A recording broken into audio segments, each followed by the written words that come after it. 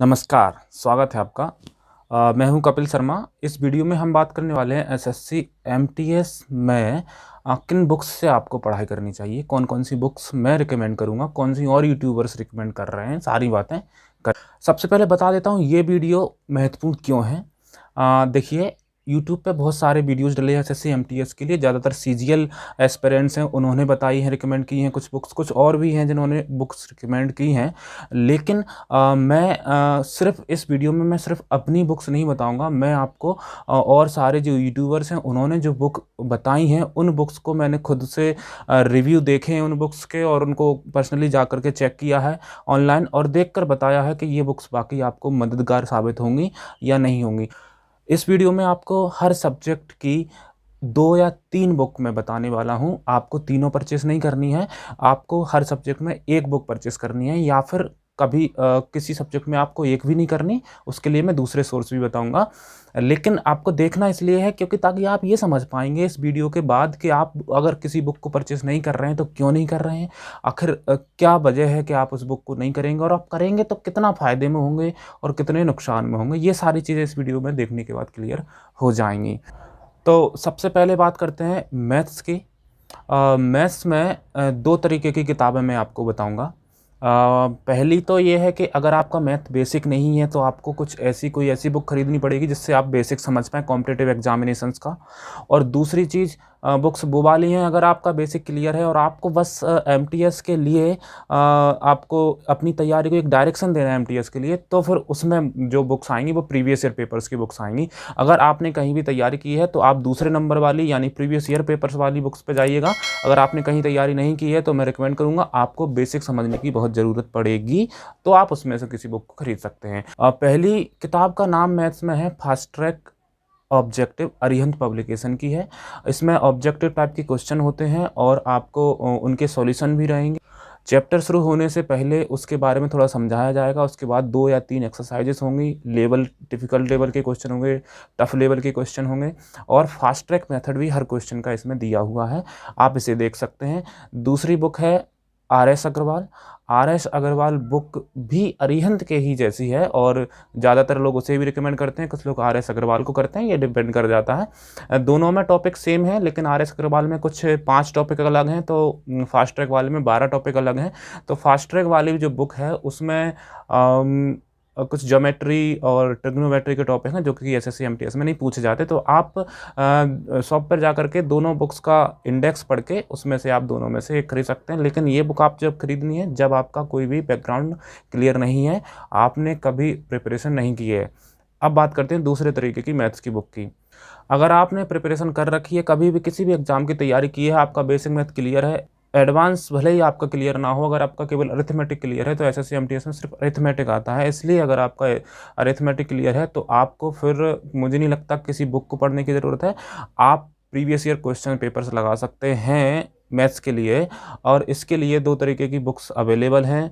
एक तो राकेश यादव पब्लिकेशन की है, 7300 प्लस क्वेश्चन है, लेकिन दूसरी किरण की भी है, किरण पब्लिकेशन की एक बुक आती है, उसमें भी काफ़ी ऐसे क्वेश्चन है, सारे प्रीवियस ईयर क्वेश्चन। लेकिन राकेश यादव या किरण पब्लिकेशन से प्रीवियस ईयर लगाने से अच्छा तो मैं ये समझता हूँ कि आप प्रीवियस ईयर पेपर डायरेक्ट जाके लगाएं, क्योंकि एसएससी एमटीएस में अभी टाइम कम है। अगर आप मान लीजिए राकेश यादव पूरे 7300 क्वेश्चन लेकर आ गए और फिर आपने लगाना शुरू कर दिया, तो आप 2 ही 3 टॉपिक ख़त्म कर पाए उसमें तो दिक्कत आएगी। हाँ, अगर आपको वाकई खरीदनी है राकेश यादव के, आप सीजीएल के लिए पढ़ना चाहते हैं तो आप खरीद सकते हैं, लेकिन उसमें से शुरुआत में केवल एसएससी एमटीएस और सीएचएस में पूछे गए क्वेश्चंस ही सॉल्व करें, सीजीएल के क्वेश्चन सॉल्व ना करें शुरुआत में। बाद में आप कुछ भी कर सकते हैं, लेकिन जब तक पेपर आपका आने वाला है, एग्जाम होने वाला है, तो आपको कम समय में ज़्यादा तैयारी बना के रखनी है।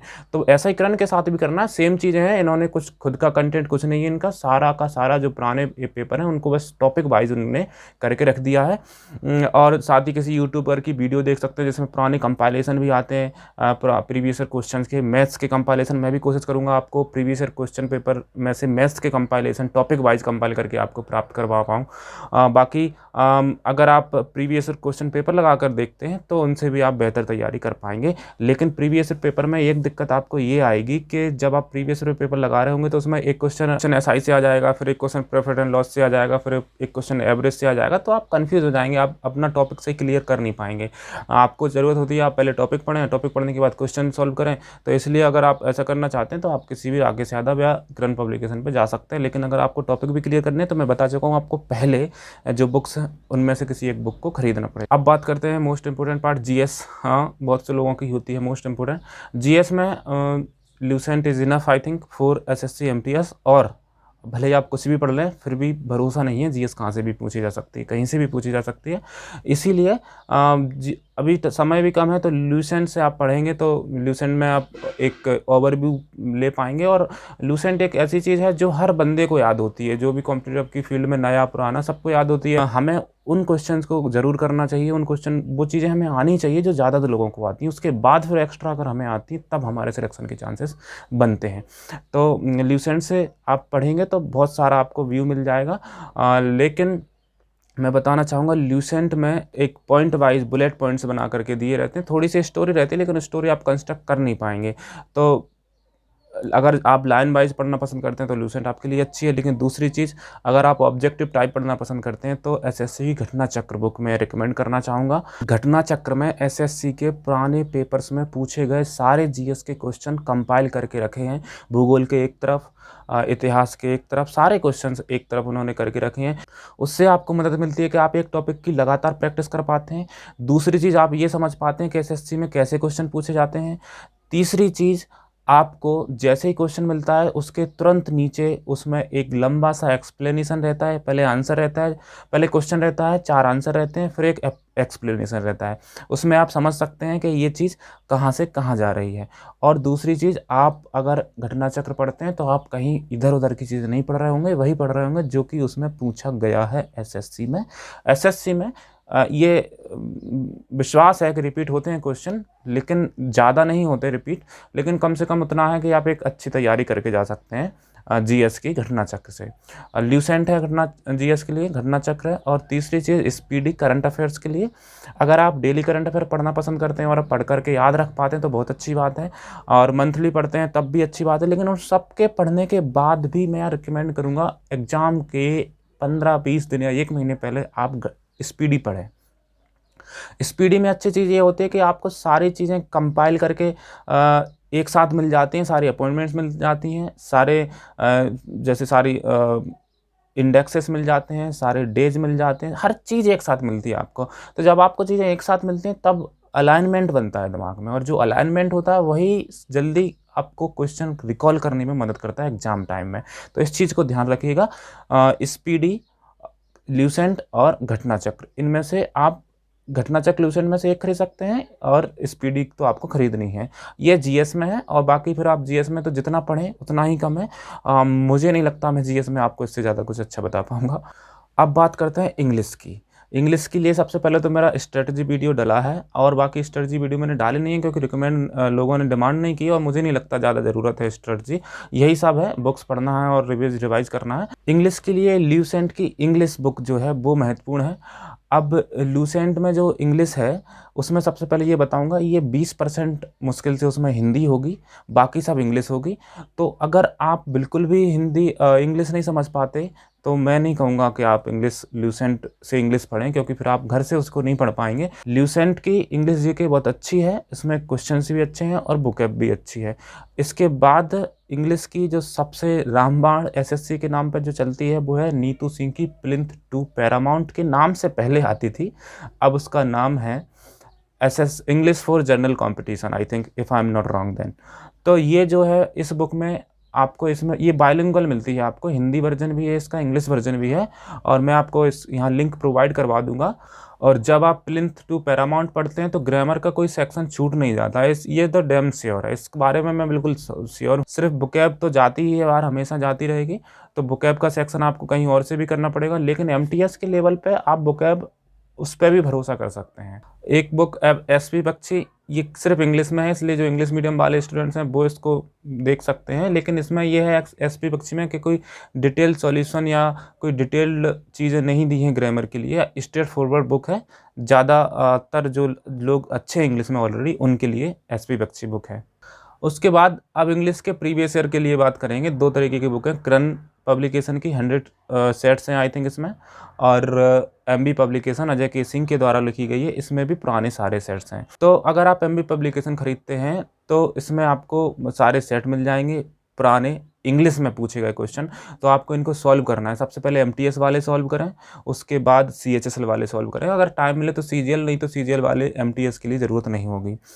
और इसमें जब आप क्वेश्चन सॉल्व करते हैं तो इसमें सबसे अच्छी बात है, इसमें शुरुआत में कुछ वर्ड मीनिंग दी हैं, कुछ वन वर्ड सब्स्टिट्यूशन दिए हैं, बहुत अच्छे हैं। और ब्रीफ में ग्रामर भी समझाई है। देखिए, इंग्लिश नीड्स प्रैक्टिस। आप कितनी भी ग्रामर पढ़ लें, कितनी भी बुकें पढ़ लें, रट लें, जब तक आप उसको प्रैक्टिस नहीं करेंगे तब तक वो ध्यान नहीं रहेगी। इसलिए एमबी पब्लिकेशन में कहूँगा, अगर आपको ग्रामर आती है तो आप किसी ग्रामर की बुक पर ना जाएं, उससे कोई ज़्यादा वो नहीं पड़ेगा फ़ायदा। आपको सिर्फ प्रैक्टिस की ज़रूरत है। अगर एक आध रूल आपका छूटता भी है तो प्रैक्टिस में कवर अप हो जाएगा। इसलिए प्रैक्टिस के लिए एमबी पब्लिकेशन बहुत बेस्ट बुक है। और जब आप एमबी पब्लिकेशन में को ख़रीदें तो उसमें प्रैक्टिस को एज अ एग्ज़ाम लगाएं। जैसे आप एग्ज़ाम में देते हैं, उनको पढ़ना नहीं है कि रीड करते चले जा रहे हैं, आपको टिक करना है, हर बार देखना है कि इसमें 10 क्वेश्चन 20-25 में सही हो, इसमें 15 सही हो, इसमें ये सही है, ये वो सही है। एमबी पब्लिकेशन की एक अच्छी बात ये भी है कि उसमें बुकैब, जो प्रीवियस और कुछ पेपर हैं उनके बाद पीछे बुकैब रहती है कि इस वाले पेपर में इतनी सारी जो लेटेस्ट बुकैब है वो बुकैब भी दी हैं। तो प्रीवियस ईयर बुकैब और पेपर्स के लिए MB publication is one of the best book for SSC MTS and for any of SSC examination I think. अब बात करते हैं रीजनिंग की। देखिए, रीजनिंग को तो कभी पढ़ा ही नहीं जाता मेरे हिसाब से। बस आपको एक ओवरव्यू देखना होता है कि इस क्वेश्चन को ऐसे सॉल्व करते हैं, इस क्वेश्चन को ऐसे सॉल्व करते हैं। बैंक की रीजनिंग अलग चीज़ होती है, एसएससी में बहुत ईजी रीजनिंग आती है।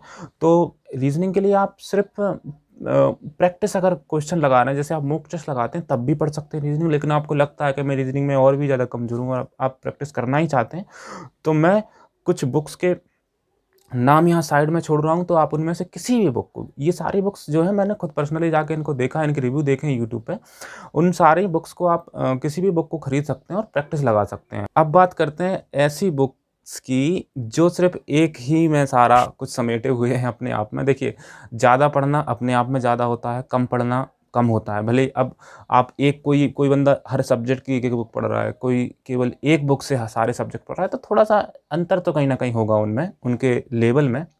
लेकिन अगर आप कहीं और से भी पढ़ रहे हैं, कुछ चीज़ें आपने पहले से पढ़ रखी हैं, ये सारा अपना अपना लेवल अलग होता है, अपनी अपनी स्थिति अलग होती है। तो आपकी स्थिति के हिसाब से अगर आपको लगता है कि आप एक ऐसी बुक से केवल एमटीएस को छूना चाहते हैं, कवर न करना चाहते हैं, तो उसके लिए मैं बुक बता देता हूँ। उसके लिए मुझे जो एक अच्छी बुक लगी, Arihant multitasking all in one. Multitasking के नाम से ऑल इन वन बुक है। आप कहेंगे तो कई सारी आ जाएंगी, लेकिन अरिहंत एक ट्रस्टेड पब्लिकेशन है मुझे लगता है। तो उसकी जो बुक है उसमें अगर आप देखेंगे तो उसमें सारे चीज़ें मिल जाएंगी आपको एक ही बुक के अंदर।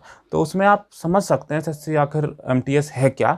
बाकी तैयारी तो आप जो कर रखे होंगे पहले से, या कहीं और दूसरी जगह जो किसी और एग्ज़ाम की कर रहे होंगे, वही काम आने वाली है।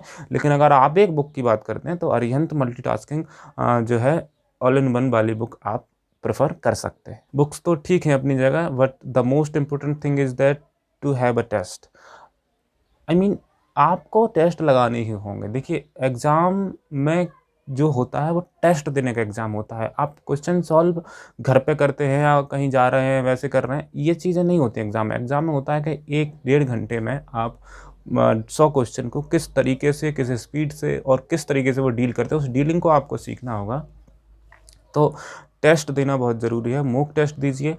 मॉक टेस्ट में जैसे आप फार्मूला आएगा, कोई नया फार्मूला आता है उसे नोट करिए, कोई जीएस में कोई नया पॉइंट आता है उसे नोट करिए, इंग्लिश में कोई नई बुकैब आती है उसे नोट करिए। अगले दिन अगला टेस्ट देने से पहले पिछले वाले टेस्ट में जो नई चीज़ें आई थी उनको याद करिए। इस तरीके से चलिए, मॉक टेस्ट लगाते रहेंगे, प्रैक्टिस करते रहेंगे तो आप निश्चित ही सफलता को प्राप्त करेंगे। धन्यवाद।